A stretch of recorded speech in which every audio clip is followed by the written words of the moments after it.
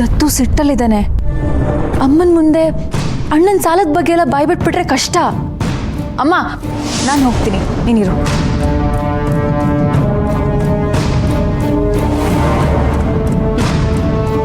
ಸಾಲ ಗೀಲ ಅಂತ ಸುಳ್ಳು ಹೇಳೋದಕ್ಕೆ ಶುರು ಮಾಡಿ ಇವಳೇ ಕೆಟ್ಟ ಬುದ್ಧಿ ಕಲ್ತಿದ್ದಾಳೆ. ಅಂಥದ್ರಲ್ಲಿ ಅವನಿಗೇನು ಬುದ್ಧಿ ಹೇಳ್ತಾಳೆ ಇವಳು?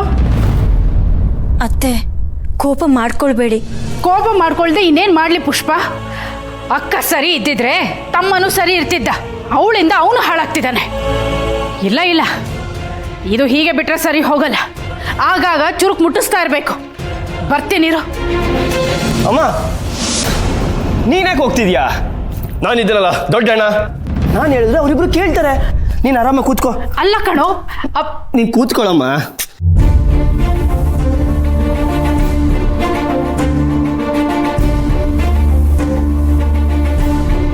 ದತ್ತು, ಕೋಪ ಮಾಡ್ಕೋಬೇಡ್ವೋ. ನಿಂತರ ತಾಳ್ಮೆಯಿಂದ ಇರಕ್ಕೆ ನಂಗೆ ಆಗಲ್ಲ ಅಕ್ಕ. ನೋಡ್ದೆ ಅವ್ನ ಗತ್ನ ಮಾಡಿರೋ ಸಾಲದ ಕಂತು ಕಟ್ಟು ಅಂದರೆ ಈಗ ಬೇರೆದರದಕ್ಕೆ ಹಣ ಚೀಳ್ತಿದ್ದಾನೆ. ನಿನ್ಗವನ ಬಗ್ಗೆ ಗೊತ್ತು ತಾನೆ, ಹೋಗ್ಲಿ ಬಿಡು. ಬಿಡಕ್ಕಾಗಲ್ಲ ಅಕ್ಕ. ಅವ್ನು ಮಾಡಿದ ಸಾಲಕ್ಕೆ ನೀನು ಕತ್ತೆ ಥರ ದುಡಿತಿದ್ಯಾ. ಅವನಲ್ಲಿ ದುಡ್ಡು ಓಡಾಯಿಸಿ ಮನೆಯವ್ರ ಹತ್ರ ಬೇಷ್ ಅನ್ಸ್ಕೋತಾ ಇದ್ದಾನೆ. ನೀನು ದುಡಿದು ಮನೆಯವ್ರಿಗೆ ತಂದಾಕೋ, ಯಾರು ಬೇಡ ಅಂತಾರೆ? ಅಣ್ಣ, ಇಲ್ಲಿರೋದನ್ನ ಅವ್ನ ತಲೆಗೆ ತುಂಬಬೇಡ. ದತ್ತು ಕಾಲೇಜ್ಗೆ ಹೋಗ್ತಾರೆ ಹುಡುಗ. ಓದೋದ್ ಬಿಟ್ಟು ಅವನೇನು ಮಾಡೋದ್ ಬೇಕಾಗಿಲ್ಲ. ಓದೋದು ಬಿಟ್ಟು ಅಧಿಕ ಪ್ರಸಂಗ ತರ ಮಾಡ್ತಾನೆ. ಇತ್ತೀಚೆಗೆ ಅವ್ನ ನಾಲ್ಗೆ ತೀರಾ ಉದ್ದಾಗ್ತಾ ಇದೆ. ಉದ್ದ ಆಗುತ್ತೆ ಕಣೋ. ನಿನ್ನ ಸಾಲ ಉದ್ದ ಆದಷ್ಟು ನನ್ನ ನಾಲ್ಗೆ ಉದ್ದ ಆಗುತ್ತೆ. ಏನೋ ಪಾಪ ಹೋಗ್ಲಿ ಅಂತ ನಿನಗೂ ಗಿಫ್ಟ್ ತಂದೆ ನೋಡು. ನನಗೆ ಆಗ್ಬೇಕಾಗಿದ್ದೆ. ನೀನು ನನಗೆ ಗಿಫ್ಟ್ ಕೊಡ್ಲೇಬೇಕಂತಿದ್ರೆ ಮಾಡಿರೋ ಸಾಲ ತೀರ್ಸೋ. ಅದೇ ನೀನು ಮಾಡೋ ದೊಡ್ಡ ಉಪಕಾರ. ತೀರ್ಸ್ತೀನಿ ಕಣೋ. ಏನು ತೀರ್ಸಲ್ಲ ಅಂತ ಹೇಳಿದ್ನ? ಇರೋದೇನೋ ಅಲ್ಪ ಸ್ವಲ್ಪ ಸಾಲ, ಅದ್ರ ಜೊತೆ ಈಗ ಒಂದು 30,000 ಏನು ಹೆಚ್ಚಲ್ಲ ನನಗೆ.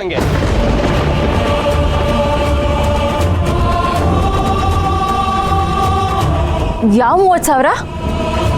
ಅದೇ ನಿಮ್ಗೀಗ ಗಿಫ್ಟ್ ಎಲ್ಲ ತಂದುಕೊಟ್ನಲ್ಲ, ಆ 30,000.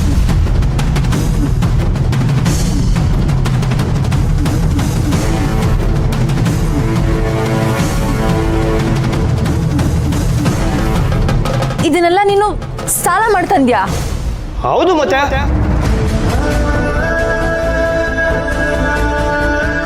ಶಬಾಷ್ ಅಕ್ಕ. ಇನ್ನೊಂದು 3 ಮನೆ ಕೆಲ್ಸಕ್ಕೆ ಸೇರ್ಕೋ. ಮುಂದೆ ಅಣ್ಣಂಗೆ ಸಾಲ ಕೊಡೋಕೆ ಅಂತಾನೆ ಅವ್ನು ಬ್ಯಾಂಕ್ ಕೊಟ್ಕೊಳ್ಳುತ್ತೆ. ಅದನ್ನ ಉದ್ಧಾರ ಮಾಡೋಳು ನೀನೇ. ಅಣ್ಣ, ಈಗಿರೋ ಸಾಲನೇ ಸಾಕಾಗಿಲ್ವಾ? ಅದ್ರ ಜೊತೆಗೆ ಈ ಗಿಫ್ಟ್ಸ್ ಎಲ್ಲ ತರೋದಕ್ಕೆ ಮತ್ತೆ ಸಾಲ ಮಾಡ್ಬೇಕಿತ್ತ? ನನ್ನ ಹೆಂಡತಿ ಬಸ್ರಿ ಕಣೆ, ಅವಳ ಬೈಕೆಲ್ಲ ತೀರ್ಸೋ ಜವಾಬ್ದಾರಿ ನಂದು. ಅದಕ್ಕೇನೀಗ? ವಾವ್, ಸಾಲ ಮಾಡಿ ಆದ್ರೂ ತುಪ್ಪ ತಿನ್ನೋ ಮಾತನ್ನ ನೀನು ತುಂಬಾ ಸೀರಿಯಸ್ ಆಗಿ ತಗೋಬಿಟ್ಟಿದ್ಯಾ ಅನ್ಸುತ್ತೆ. ಅತಿ ಆಯ್ತು ದತ್ತು ನಿಂದು.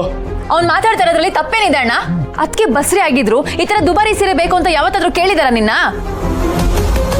ಒಂದ್ ಮೊಳ ಮಲ್ಗೆ ಹೂ ತಂದ್ಕೊಟ್ರು ಖುಷಿಯಿಂದ ಮುಡ್ಕೊಳ್ಳೋ ಸ್ವಭಾವ ಅವಳ್ದು. ಈ ತರ ಸೀರೆ ತಂದು ದುಡ್ಡು ವೇಸ್ಟ್ ಮಾಡಿದ್ರೆ ಯಾರಿಗಾರು ಕೋಪ ಬಂದೇ ಬರುತ್ತೆ. ಮಲ್ಲಿ,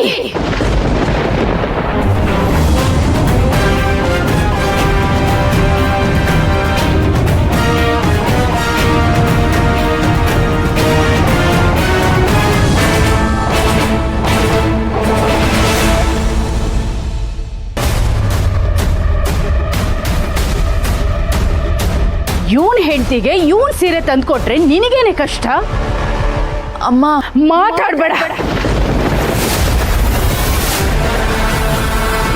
ಇವನೇನ್ ತರಬೇಕು ಏನ್ ತರಬಾರ್ದು ಅಂತ ಹೇಳೋಕೆ ನಿನಗೆ ಯಾವ ಅಧಿಕಾರ ಇದೆ? ಅಷ್ಟಕ್ಕೂ ನೀನ್ ಮಾಡಿರೋ ಸಾಲದ ಕಂತನ್ನ ಇವನ್ ಯಾಕೆ ಕಟ್ಟಬೇಕು? ಅಮ್ಮ, ಸಾಲ ಇರೋದು ಮನೆ ಮೇಲೆ. ಈ ಮನೆ ಎಲ್ರಿಗೂ ಸೇರಿದ್ದು.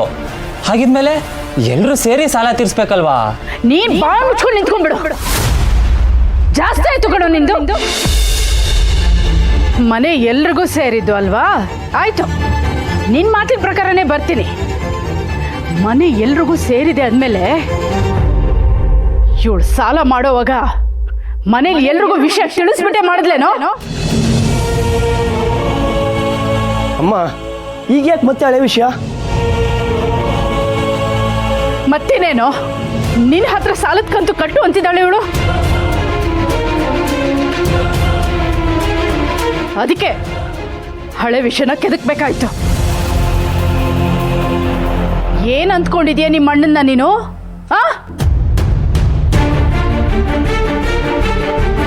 ಆಯ್ತು, ನೀನ್ ಹೇಳಿದ ಹಾಗೆ ಆಗ್ಲಿ.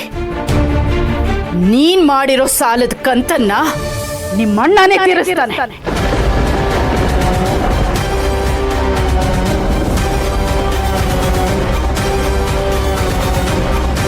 ಅಮ್ಮ ಅದು ನಾನು ಹ್ಞೂ